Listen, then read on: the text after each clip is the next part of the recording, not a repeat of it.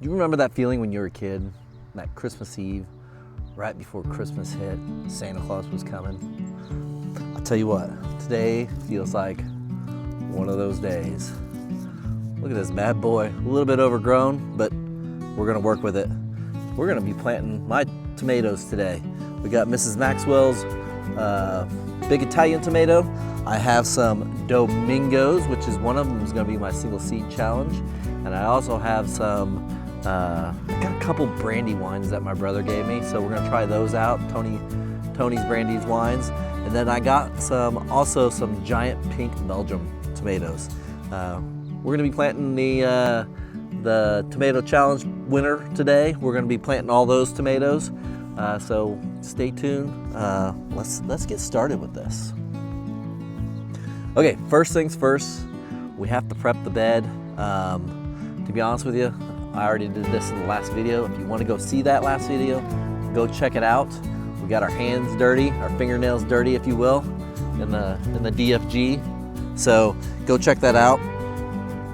Essentially, I went through, I had to weed this guy. It was covered in weeds. It was horrific. And then I went through and basically broad forked it, took down the old trellis because it was just a wire trellis. And today, we're gonna go through, we're gonna fertilize this guy, we're gonna put up our trellis, and we're gonna plant the tomatoes. And I'm gonna show you a little bit in detail how I do that, how I get my award-winning tomatoes. I can say that because I won one award, right? Cheers. Let's get started. First things first, I gotta get another fence post back here. I gotta get another one right over here to get my trellis going. Let's get that done.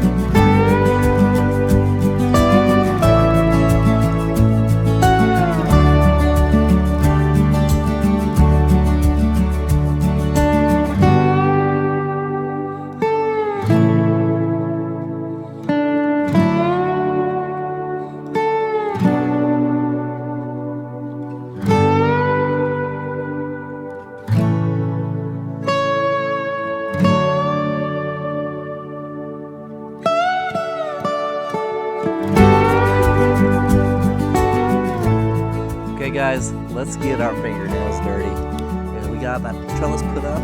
Let's finally get those tomatoes into the ground. A couple things we're gonna do with these guys is we are gonna plant these guys deep. And when I say deep, we're gonna plant them probably up to this first set of leaves here. So that gives us quite a bit of depth to it. Now you'll notice all along the stem, and I'll show you a little close-up, there's these little bumps. There's also these little hairs, but there's also these little bumps that are in there. And those little bumps will cause the roots to go out from the little bumps. It's not the hairs per se, but it's the little nodules that are on there that causes those extra roots. So you can plant a tomato deep. One, by planting it deep, it gets that water and all those nutrients that are way down deep in the soil. It'll pull those up and use those. Two, you're gonna get roots all up and down the stem here.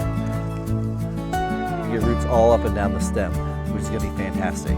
So we're gonna be worried about that. I haven't pulled one of these guys out yet. You guys wanna see what the root system on these guys look like already? I'm a little scared. Oh, see, now that ain't too bad. That's about perfect. We're about ready for planting time. It's not root bound hardly at all. A little bit, but not too bad. We just tease those roots out a little bit, and we'll get a deep hole.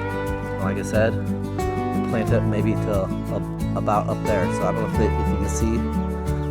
That's gonna be quite a deep root system there we got going, which I think will work out perfectly for us. Now, before we do this, you're gonna see me throw a couple things. I'm gonna dig a hole.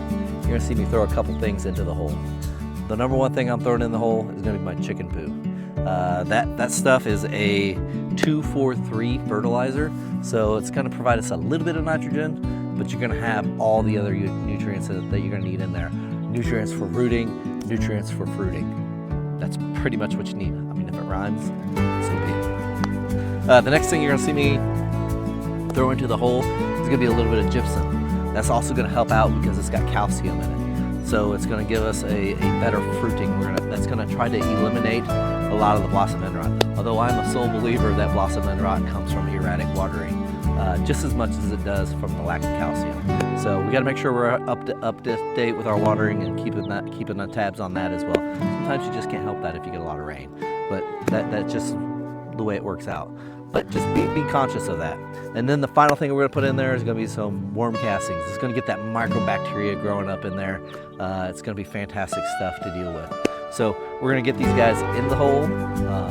Got the trellis put up so I don't have to worry about putting the trellis up later with these big plants all bushy and sprawling out all over the place. So we got that taken care of. Like I said in the last video, one bed at a time, guys, one bed at a time. You get one bed done, move on to the next bed, get it planted. Garden, if you do it in pieces, it's not so bad. And you can enjoy the process while you're at it. So like I said, we got Mrs. Maxwell's, we got the giant pinks, we got the Domingos, and we got a couple of Tony Time Brandywines that we're gonna put in here. So let's see how many we get going. I have approximately about 20 feet of space here. So my goal is to do 20 tomatoes. You guys are probably gonna cringe at that. Ooh, a foot of space, a foot apart for each tomato along that trellis. Ooh, that's kind of thin.